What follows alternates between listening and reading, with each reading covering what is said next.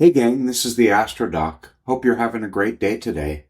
I want to introduce to you today the new stretching tool provided by the PixInsight folks. It's called the MultiscaleAdaptiveStretch. You'll find it under Intensity Transformations. So let's go ahead under Process, Intensity Transformation, Multiscale Adaptive Stretch. I'm going to just roll up all the sections so that I can quickly show you that it's fairly simple to use. There's three parts to the tool. There's a stretch section where we want to specify how bright the background is, how aggressive the stretch is, and whether we want to do any dynamic range compression. The second part is for recovering contrast, and I'll show you how that works. You can turn that off or on if you just want to look at the stretch. And the third part, if you're working on a color image, is for color saturation, where you can control the amount and which parts of the image get boosted. You can also use a lightness mask, which is going to protect the background.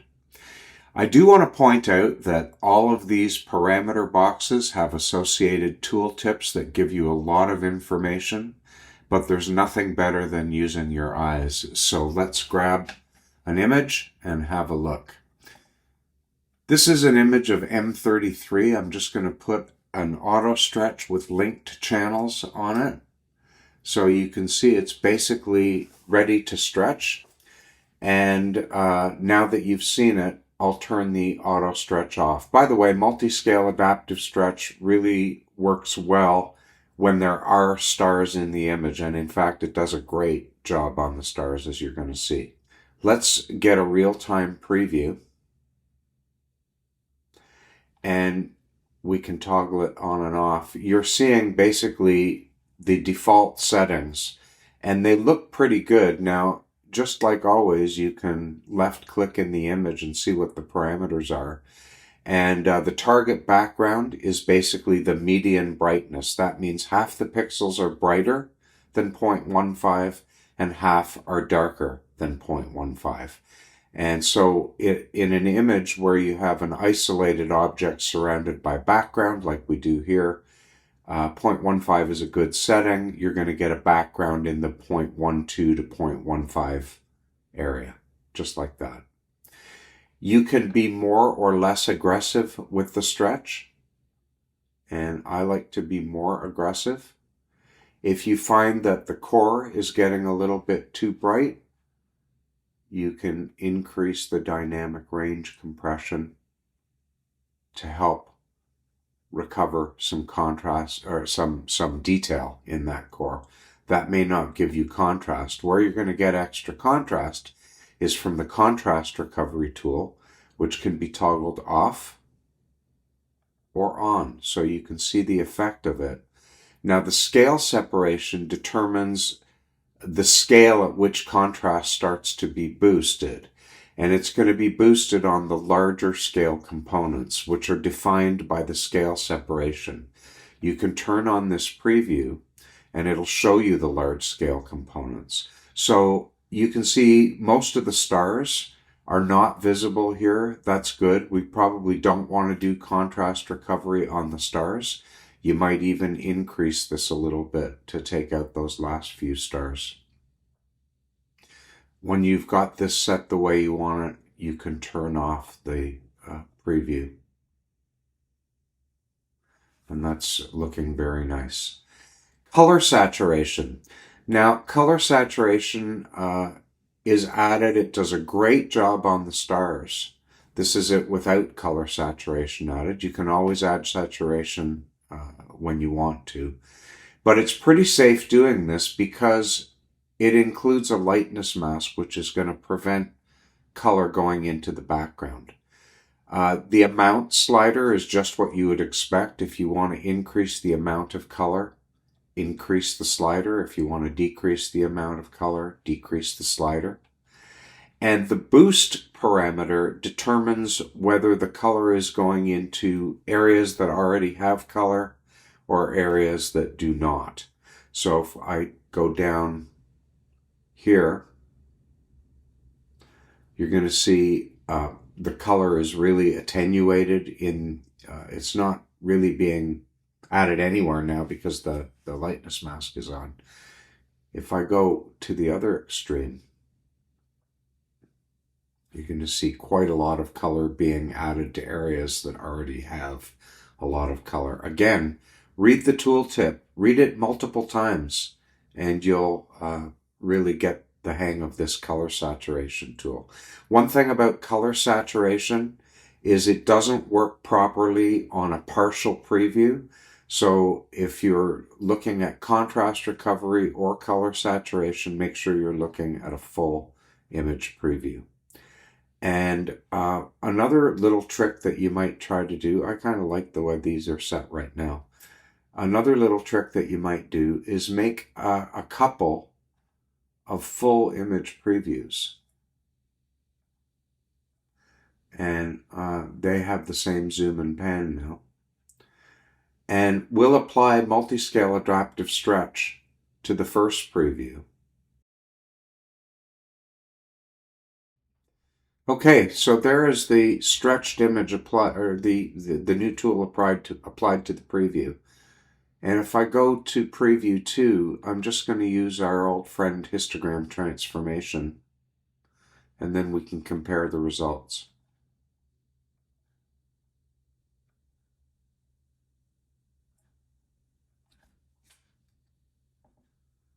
So I'm just doing this stretch from scratch. Try to get it nice. Background around 0.12, going for the same background in both images. Maybe I can get a little more contrast by doing this.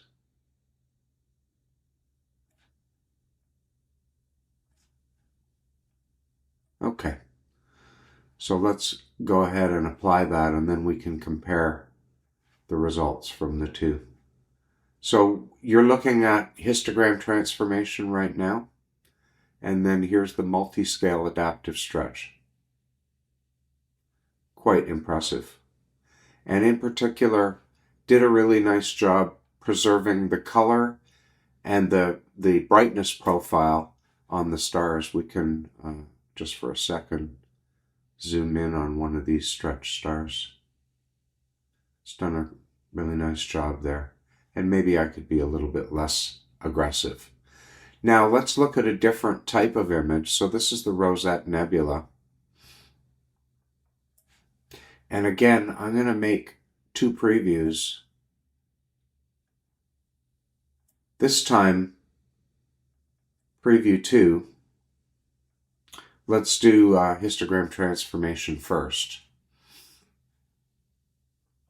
I should say both of these images have the following done to them. So they had DBE, color calibration, blur exterminator, and noise exterminator done to them. Okay, so we'll zero out. Brighten that up. At some point, I'm going to bring up a real-time preview. Oh, that looks nice. Some of you might have seen me process this data live in Photons to Photos 34. Okay, I think I like that. Let's see how bright it is. Little bit on the bright side, maybe. I could lower that a little and brighten it in a subsequent step. Okay. I think I've applied that now. There it is. And I'll close histogram transformation. And now let's go to the other preview. And I'll reset this tool to defaults again. And open a real-time preview. And you can see it already, I think, is going to look better just with default settings. It's going to look better than what we got with histogram transformation. And let's start by deciding whether the target background is about right. Again, I'm going to go in here and measure. Looks pretty good. I can be maybe a little more aggressive with the stretch. There we go. And do we need dynamic range compression? Let's turn that off altogether and see whether it gave me anything. That's actually looking pretty nice. Now, dynamic range compression does help the highlights. Higher values produce softer contrast. So it's really a matter of taste how much contrast you're going to want there. I'll put this back at around 25%. Again, now we get a chance to look at the large scale component, make sure that we're taking the stars out. I'm going to turn that up a little. That got rid of the stars pretty much. And now we can recover the contrast in the nebula during the stretch. In terms of color saturation, I wouldn't mind seeing a little bit more. That's nice.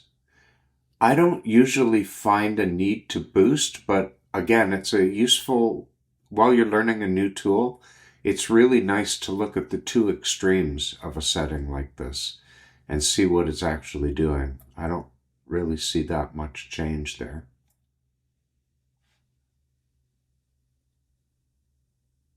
Nor there. So I'm going to put that back at the default setting. You can see, of course, overall what any of these sections are doing, so you can turn off the saturation recovery, and that's what you have without it. Nothing wrong with going ahead. That's more like HT, I think. You can also turn off contrast recovery and see what you get. So contrast recovery is doing a nice job bringing up some of the fainter highlights and making the stars pop without making them overwhelming. So I'll go ahead and apply this to our preview. And now again, we can compare HT and multi-scale adaptive stretch. This is the multi-scale adaptive stretch version that you're looking at, and here's what we got with HT. I'm sure I could follow up HT and get an image that looked something like this, but it is nice to get it in one step. One thing you might have noticed is that the real-time previews for this tool work quickly, but the actual application of the tool takes a little bit longer, so be patient. Don't hesitate to compare the results you get with the new tool versus histogram transformation and see which one works for you.